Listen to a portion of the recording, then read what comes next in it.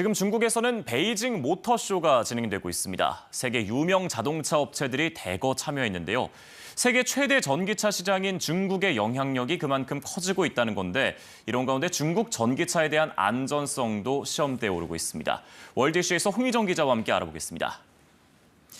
베이징 모터쇼가 4년 만에 개막을 했는데 이번에 정말 많은 업체들이 참여하면서 세계 최대 모터쇼로 우뚝 섰습니다. 먼저 어느 정도 규모인지 소개해 주시죠. 네, 제네바와 디트로이트 등 이른바 세계 5대 모터쇼에는 그동안 베이징 모터쇼는 들지 못했었습니다. 그런데 기존의 쇼들은 대폭 축소된 가운데 베이징에 주요 업체들이 몰리면서 세계 최대 모터쇼가 됐다고 해도 손색이 없을 정도였습니다. 110여 대의 신차가 공개된 전시장에서 가장 큰 주목을 받은 건 바로 중국 업체들이 내놓은 전기차였습니다. 특히 샤오미가 지난달 출시한 첫 전기차는 시승해보려는 관람객들로 붐볐는데요. 이처럼 중국에서는 자국 브랜드의 인기가 높은데 세계 최대의 전기차 시장으로 평가받고 있는 중국 시장을 포기할 수는 없는 글로벌 자동차 업체들이 이번 모터쇼에 각별히 공을 들이고 있습니다. 독일, 일본, 미국 자동차 업체들이 대거 이번 모터쇼에 참여해서 전기차 경쟁력을 과시하고 있는데요. 한국 업체로는 현대차와 기아 등이 전시관을 마련했고 삼성전자도 부품관에 전시 부스를 마련했습니다. 특히 테슬라의 움직임도 상당히 눈에 띄는데 최고 경영자인 일론 머스크가 인도 방문을 취소하고 중국으로 달려갔어요. 네, 일론 머스크는 완전 자율주행 소프트웨어의 중국 출시를 위해 노력해왔습니다. 이번 방문으로 규제의 문턱을 넘었다는 평가가 나오면서 테슬라 주가가 한때 크게 오르기도 했습니다. It's good to see electric vehicles making progress in China. All cars will be electric in the future.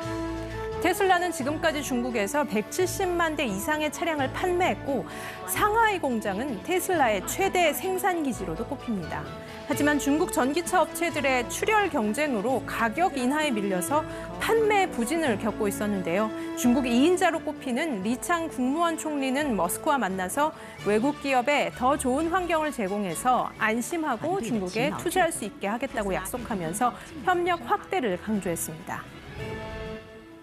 이 중국이 외국 기업에 열려 있다 이렇게 강조하는 건 뭔가 의도가 있어 보이는데요. 아무래도 이 중국 전기차를 견제하려는 세계 각국의 움직임을 의식했다 이렇게 봐도 괜찮을까요? 네, 중국 전기차 시장은 과잉 생산으로 인한 가격 인하 출혈 경쟁이 심화되고 있습니다.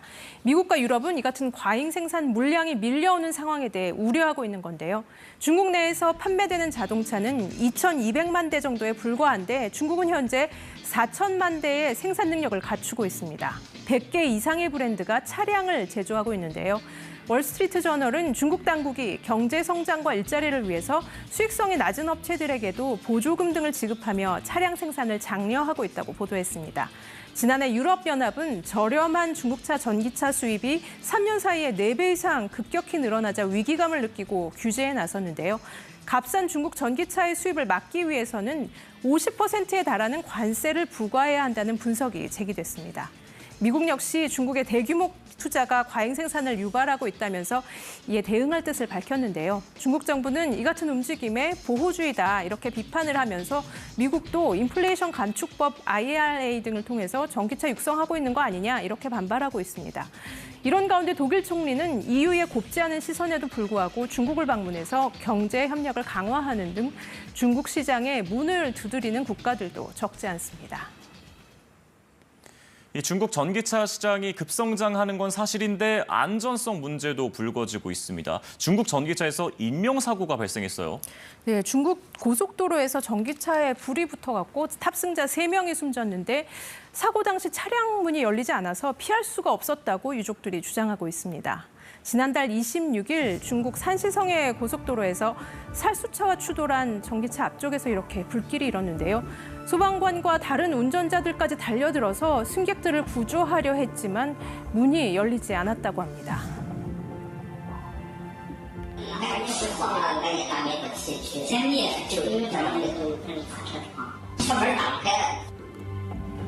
결국 전기차에 타고 있던 승객 3명이 숨졌는데요. 충돌 시 자동으로 해제된다던 잠금 장치도 열리지 않았고 에어백도 작동하지 않았다고 유족들은 전했습니다. 사고 차량은 중국 휴대전화 업체인 화웨이가 설계하고 다른 자동차 제조사가 만든 아이토 M7 플러스 모델입니다. 세계 유명 전기차 제조 업체들도 각종 사건 사고로 안전성에 여러 차례 문제가 제기돼 온 만큼 중국 전기차의 안전성 등 기술력도 시험대에 오를 것으로 보입니다. 네, 이 차의 성능도 성능이지만 무엇보다 안전해야겠죠. 과연 이 중국 전기차 업체들이 안전성 이슈를 극복할 수 있을지 지켜봐야겠습니다. 월드쇼 홍희정 기자와 함께했습니다. 잘 들었습니다.